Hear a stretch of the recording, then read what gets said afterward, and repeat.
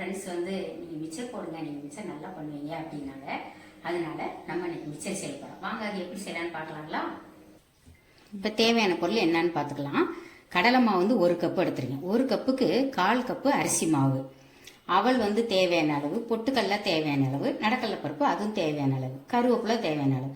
உங்கள் விருப்பத்துக்கு ஏற்ற மாதிரி இது அவள் இதெல்லாம் வந்து நிறையா போட்டுக்கலாம், இல்லை குறைச்சும் போட்டுக்கலாம்.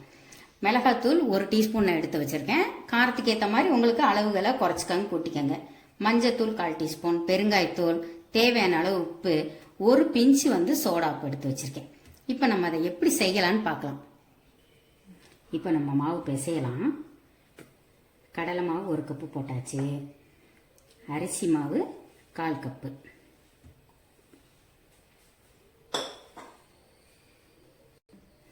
இப்போ மஞ்சத்தூள் கொஞ்சம், இதே மாதிரி மிளகாத்தூள் கொஞ்சம் உங்கள் காரத்துக்கு ஏற்ற மாதிரி போட்டுக்கோங்க.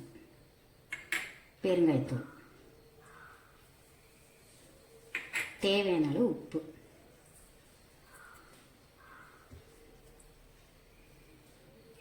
இப்போ மாவு பிசையும் போதே எண்ணெயை வந்து காய வச்சிருங்க. பலகாரம் வந்து நான் ரீஃபைண்ட் ஆயிலையும் சுடலாம், கடல் எண்ணெயிலையும் சுடலாம். ரொம்ப நல்லா டேஸ்ட் நல்லாயிருக்கும். இப்போ நம்ம என்ன பண்ணலாம், அந்த காய வச்ச எண்ணெயிலேருந்து கொஞ்சமாக எடுத்து இந்த மாவுக்கு ஊற்றி பிசைக்கலாம்.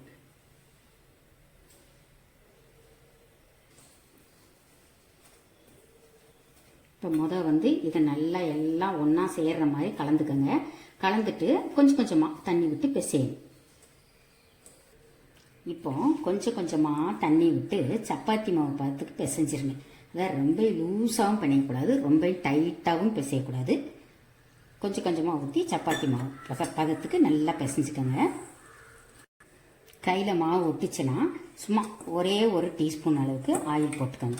ஆயில் போட்டு நல்லா இப்படி பிசைஞ்சிருங்க. அதாவது மாவு வந்து நம்ம அந்த உலக்கில் போட்டு புளிகிற பதத்துக்கு இப்படி இப்படி அமுக்குனீங்கன்னா அமுங்கணும். அந்த அளவுக்கு கல் மாதிரி பிசைஞ்சிங்கனாலும் புளிகிறது கஷ்டமாக இருக்கும். கொஞ்சம் இலக்கமாக, ரொம்ப இலக்கமாக பிசைஞ்சிட்டிங்கன்னா எண்ணெயை குடிச்சிடும். இப்போ எண்ணெய் காயும் போது சும்மா 1 கொட்டை அளவு புளி போட்டுருங்க. அப்போ எண்ணெய் வந்து பொங்காது, அதுக்காக. இப்போ வந்து மாவு வந்து பிசைஞ்சாச்சு.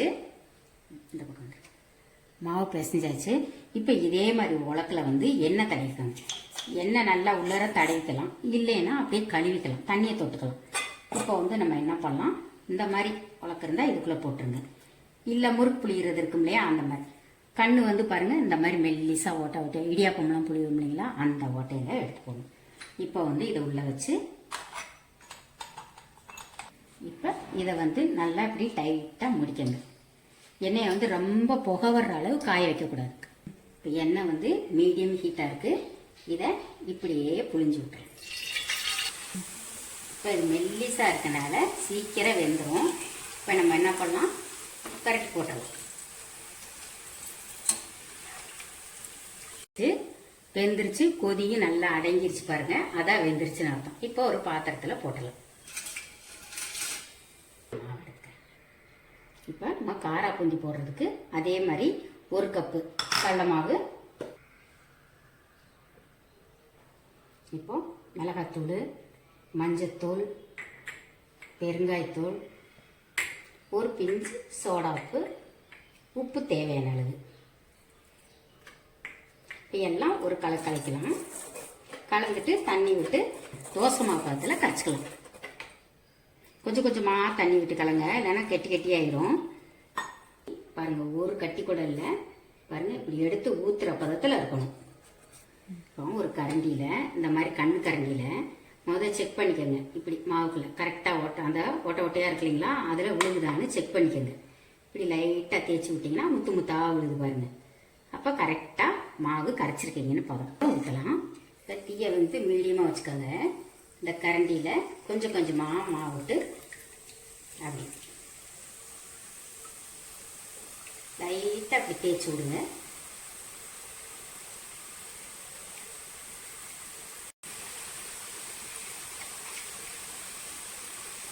நல்லா வெந்துருச்சு பாருங்கள். மேலே அந்த கொதி எல்லாமே அடங்கிடுச்சு. இப்போ நம்ம எடுத்துடலாம்.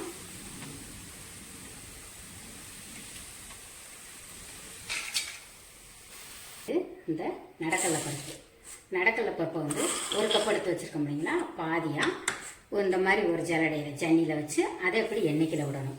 ஏன் அப்படின்னா கரிஞ்சிராமல் இருக்கும். வச்சுட்டு லைட்டாக அப்படி கலந்து விடுங்க, நல்லா பொரிஞ்சிடும்.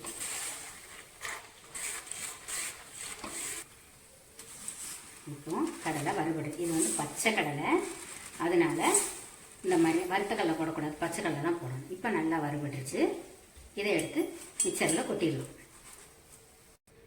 இதுக்கப்புறம் பொட்டுக்கடலை போட்டுடலாம்.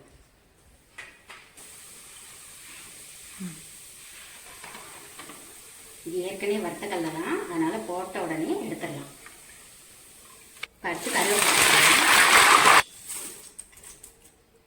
போட்டுடலாம். போட்டோன்னா பொரிஞ்சிரும், எடுத்துடணும்.